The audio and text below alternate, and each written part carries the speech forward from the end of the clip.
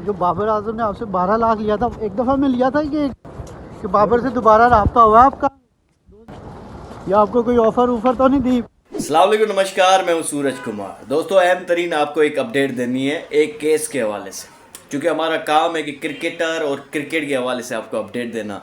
बाबर आजम पाकिस्तान का एक बहुत बड़ा नाम है और इस किस्म के केसेस किसी और क्रिकेटर्स के ऊपर ना लगे, कोई आम बंदा जो है इन क्रिकेटर्स को डिफेम न कर सके, जिस वजह से हम जो है आपको इस केस के हवाले से अपडेट दे रहे हैं कि किस तरह जो है वो हमीज़ा मुख्तार नामी औरत कैसे जो अब शर्मसार हो गई है। अब उससे एक बात नहीं हो रही, अब उससे चेहरे से लग रहा है उसने कितनी बड़ी जो है गलती की है और किसके कहने पर की है, और कैसे उसने जो है बदनीयती से बाबर आजम की बेसिकली इज़्ज़त ख़राब करने की कोशिश की है। भाई बात ये, आज जो एक समात थी 12 तारीख की, आज बाबर आजम के ऊपर जो रेप का केस है और हैरेसमेंट का जो केस है, और उसके ऊपर आज एक बेसिकली हाई कोर्ट के अंदर समात हुई। समात से पहले आपको मैं एक थोड़ा सा बैकग्राउंड दे दूँ।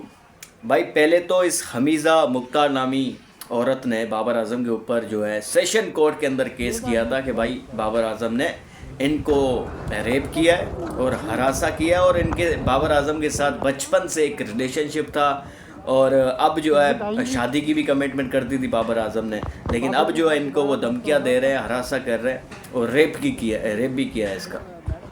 ये बेसिकली इस औरत ने सेशन कोर्ट में जाके केस किया था बाबर आजम के ऊपर।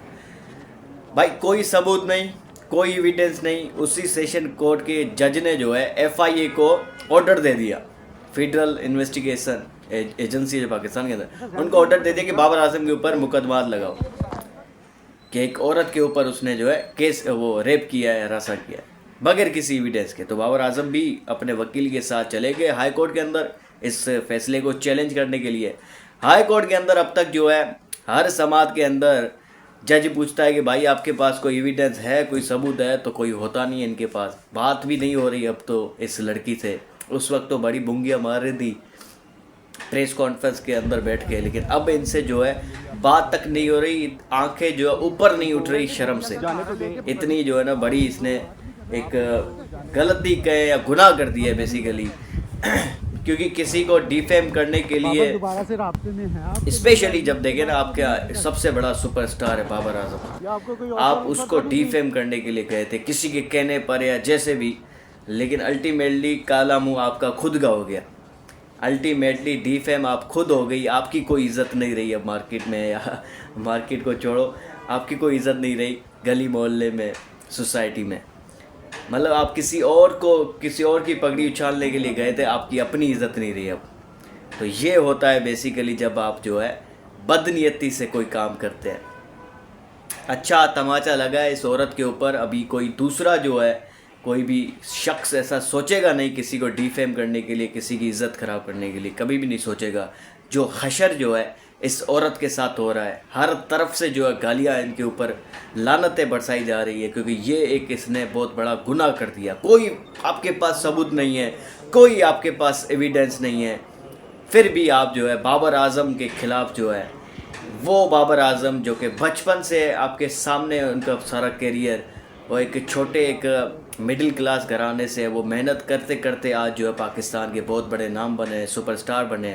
आप उनको जो है एक छोटी प्रेस कॉन्फ्रेंस करके एक क्या मैं यहाँ पे ऐसे अल्फाज इस्तेमाल करूँ कि वो बातें करके बाबर आजम के लिए आपने जो है उनके ऊपर जो है केस करने की कोशिश की, उनकी जो है उनको डिफेम करने की कोशिश की। बहरहाल आज जो एक केस हुआ है, इस केस में ये हुआ कि भाई बाबर आजम का एक वकील जो है, मेन उनका जो वकील है, वो आज पेश नहीं हुआ है। और आज नहीं बल्कि पहले भी जो भी समातें होती है, बाबर आजम का वो वकील जो है वो पेश नहीं हो रहा। कहा जा रहा है कि उस वकील के ऊपर भी इस औरत ने इल्ज़ामात कुछ लगाए हैं। बहरहाल ये समात अब 18 तारीख तक जो है मुलतवी हो गई है। अब ये समात होगी 18 तारीख को। आज जो है ऐसा लग रहा था कि कोई ना कोई आज जो है फ़ैसला आ जाएगा, लेकिन फ़ैसला कोई नहीं है अभी तक। 18 तारीख को फुली जो है फ़ैसला आ जाए, इस केस से जो है जांच जो है पाकिस्तान के सबसे बड़े सुपरस्टार बाबर आजम की छूट जाए। आज केस में क्या कुछ हुआ भाई, देखें बाबर आजम तो खुद भी नहीं पेश हो सके डेफिनेटली, वो भी साउथ अफ्रीका है, और वो औरत ज़रूर पेश हुई थी, उसका वकील ज़रूर पेश हुआ था, लेकिन उनके पास कोई सबूत नहीं थे, कुछ भी नहीं था। तो फिर जो है दरख्वास्त गुजार के जो वकील थे हारिस अजमत, सुप्रीम कोर्ट के केसेस में वो मसरूफ़ है, यानी बाबर आजम के जो वकील है वो सुप्रीम कोर्ट के अंदर कोई केसेस है जिसमें वो मसरूफ़ है। अच्छा, उसके बाद जो है जब भी केस की समाअत के लिए मुकर्रर हुआ है दरख्वास्त गुजार के वकील अदालत में पेश नहीं हुए, अदालत ये कह रही है कि जब भी केस जो है वो समाअत के लिए मुलतवी करने की कोशिश की जा रही है, जब भी केस समाअत के लिए मुकर्रर होता है, जब भी ये समाअत लगाई जाती है तो बाबर आजम के वकील पेश ही नहीं होते हैं।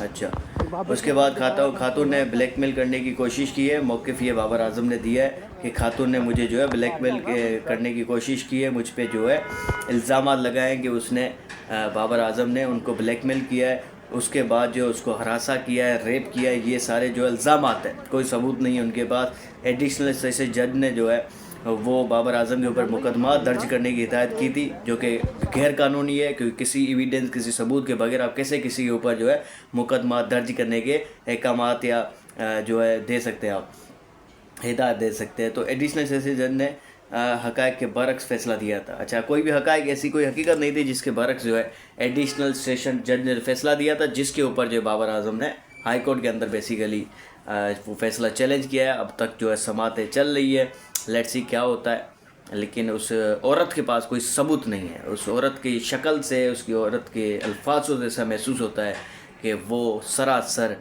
झूठ पे झूठ कह रही है।